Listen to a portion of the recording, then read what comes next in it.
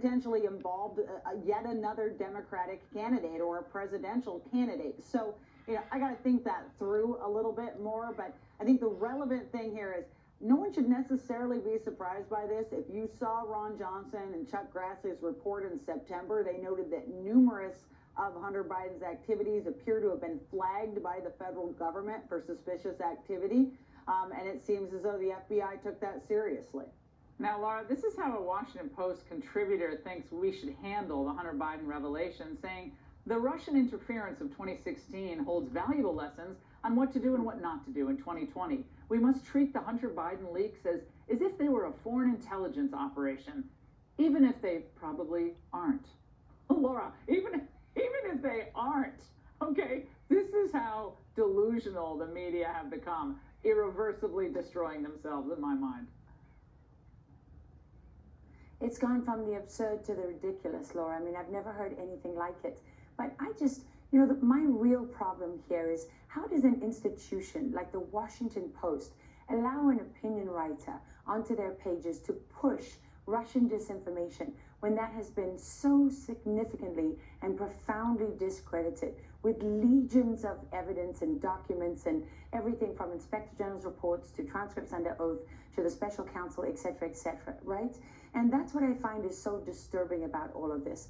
Because I don't know, Kimberly may agree with me on, I've been a journalist for going on 40 years now, right? And I've never seen anything like it. When journalists are falling over themselves to discredit a story that they haven't even investigated or reported on. There's so many examples. You can say the Christopher Steele dossier, that was unverified. In fact, journalists even said it was unverified while they still reported on its most salacious claims and used it as if it were a smoking gun that definitively proved that the president was a Russian agent, etc., etc. Now, those same media institutions are saying, oh, we couldn't possibly report on this, it's unverified. So the level of hypocrisy is quite staggering. And what disturbs me about that is that it seems to indicate that none of these people care about ever having to go back to a time where their objectivity actually mattered. And I'm old school like that. I think objectivity does matter. Honesty in reporting does matter. And more importantly, if these institutions never correct the record and allow the same people to push the same false narratives, then it means that all the people who don't watch your show and who do read those newspapers and watch those, television programs, that they still believe that this is true when it's not. So these institutions are deceiving the American people, and they're lying to their viewers and readers, and it's very dangerous. Laura, that is such a good point. And Kim, very quickly, isn't this interfering with, in a way, the election?